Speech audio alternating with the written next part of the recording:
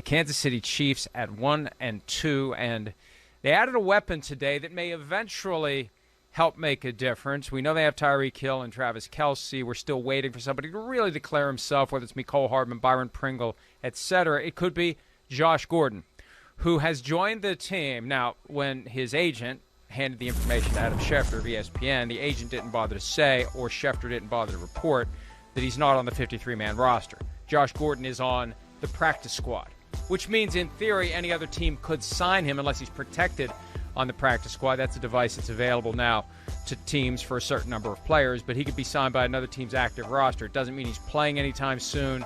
He was reinstated, and it's always conditional. And with Josh Gordon, unfortunately, the way the NFL has been so aggressive with him, I don't believe he's back until he's actually back. But I hope he gets to play. I hope he plays for the Chiefs. I hope he plays well. This is a guy who just recently turned 30.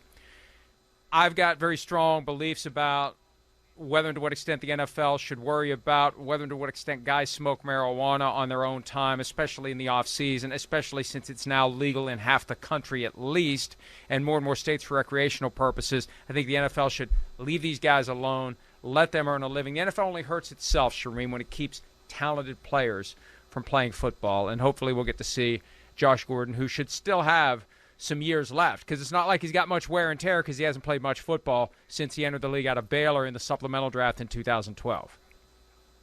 Yeah, Mike, we talk sometimes about who's the player you wish you had seen if he hadn't had an injury-plagued career. Josh Gordon is one of those guys. It hasn't been injuries. It has been substance abuse.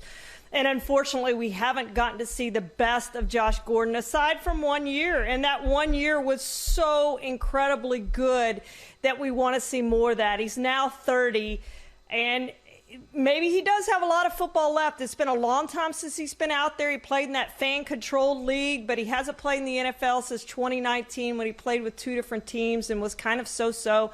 And he's kind of been so-so because he's been in and out of football the past few years. So let's cross our fingers that Josh Gordon gets another chance, gets to remain on a team, gets to remain on a roster. I think if he can do that over the course of a year or 2 years, I don't expect great things from him in the next 2 months. But maybe if he stays on a roster the next year, the next 2 years, the next 3 years, that we're going to see, again, the best of Josh Gordon. I certainly hope so. And as we mentioned on Friday's show with the news that he was reinstated in 2013, his second NFL season, in which he played 14 of 16 games with a revolving door of crap quarterbacks, all due respect, too late for that, in Cleveland.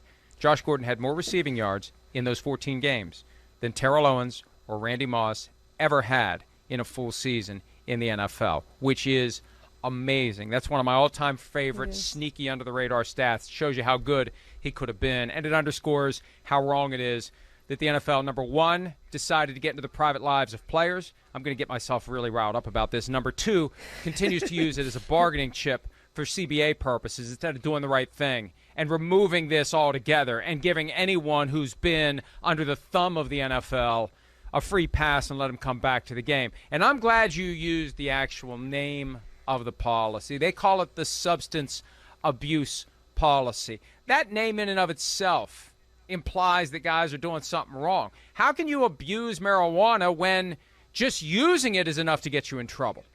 It's not even substance abuse. If you got any of it in your system the way it used to be, you get smacked down by the NFL. So it's always been wrong. It's always been unfair. And better late than never, Josh Gordon gets a chance to play in the NFL. Hi, I'm Mike Tirico, and thanks for watching.